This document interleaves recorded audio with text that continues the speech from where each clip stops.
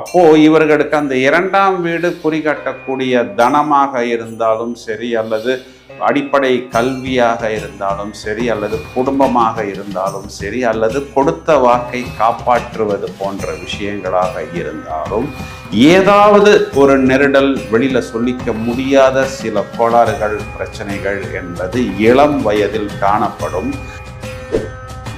அதையும் தவிர எப்பொழுதுமே இவர்களுடைய ராசியாதிபதி சனி என்பவர் வந்தவுடனே ஒரு வெற்றியை கொடுக்க மாட்டார்.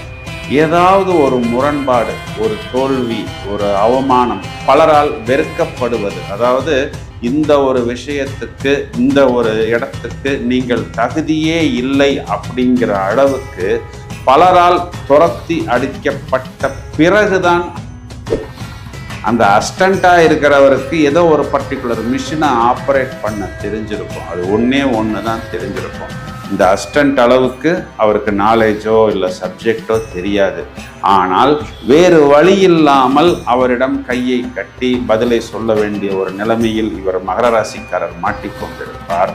அவரும் இவரை எந்த அளவுக்கு அவமானப்படுத்த முடியுமோ, மென்டல் டார்ச்சர் கொடுக்க முடியுமோ, இல் ட்ரீட்மெண்ட் செய்ய முடியுமோ முடிந்தவரை செய்து பார்ப்பார்.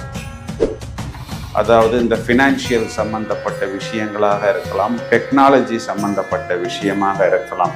அந்த மாதிரி உயர் நிலையில் இருக்கக்கூடியவர்கள் இந்த மகர ராசிக்காரர்களை இவர்கள் உழைப்பின் சின்னம் அப்படின்னு கண்டுபிடித்து நூதனமாக இவர்களது உழைப்பை, இவர்களது இரத்தத்தை உறிஞ்சி விடுவார்கள்.